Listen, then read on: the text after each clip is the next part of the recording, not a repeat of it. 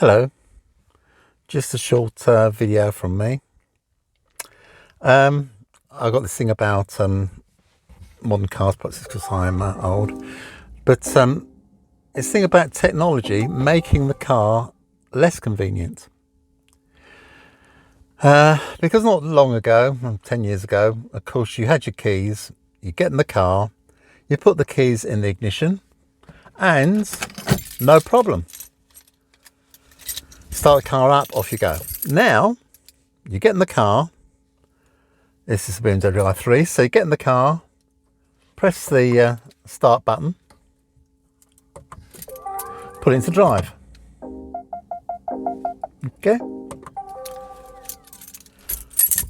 Still got your keys.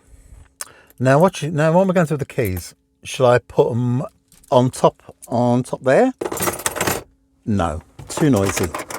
Shall I put this like three bears? Shall I put them in the middle there? No, I'm never going to find them down there. So shall I put them in there? I'm even less likely to find them in there once it's closed. I actually brought a little thingy to put my keys in, right down there. But then I'm not going to see them down there either.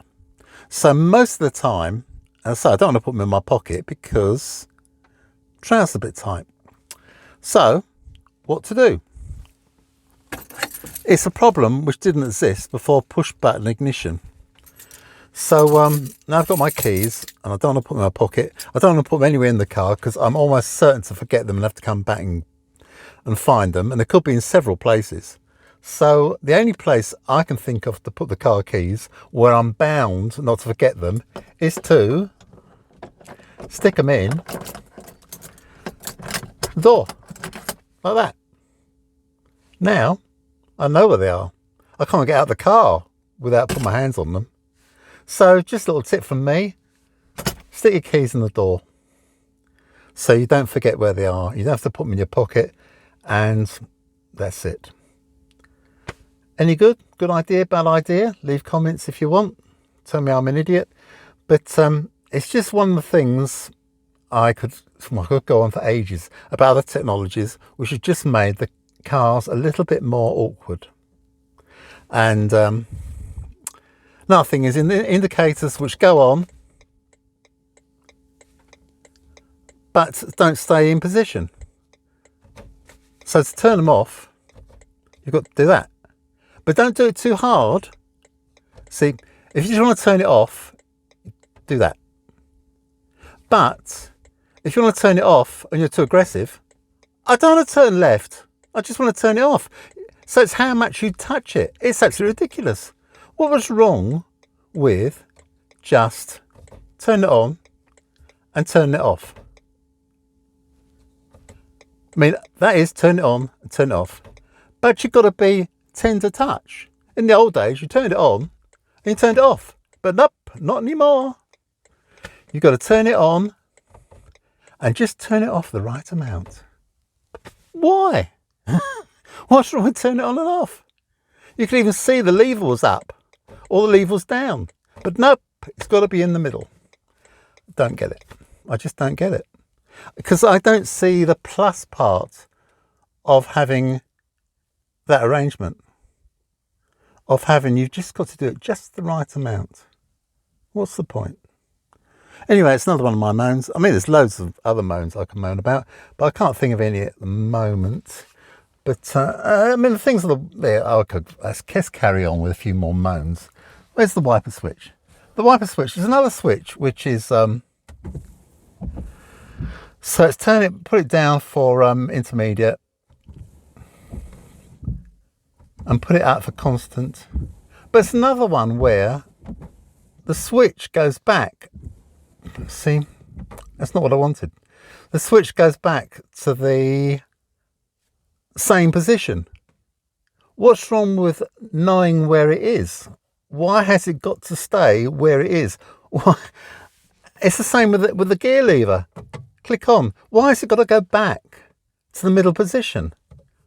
Why can't it just be pointing to where you put it? Why have all these things got to be put in drive,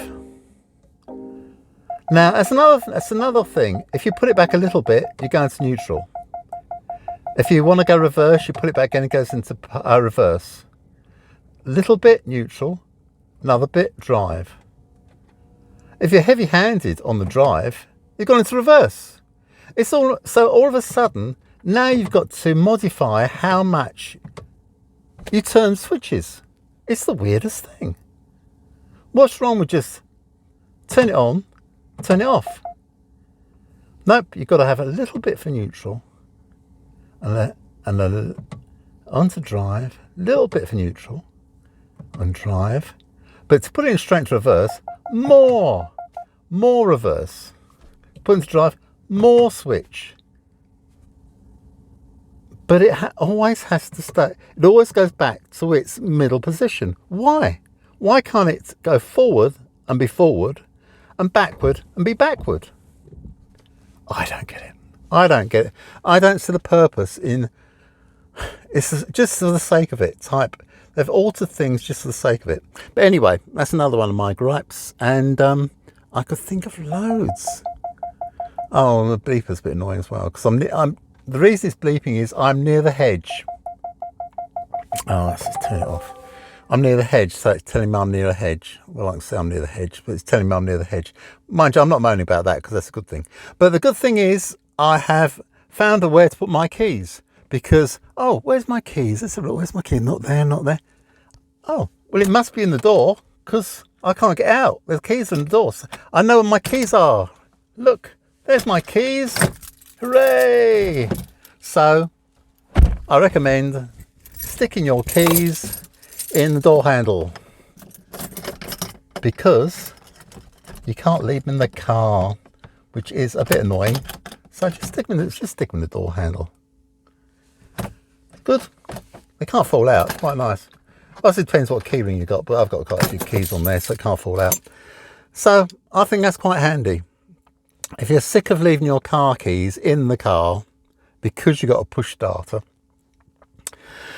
and most cars got push starters now for your inconvenience, because you've got to have the keys in the car anyway. So why not stick them in the slot like the ignition? What? Not bad idea, is it?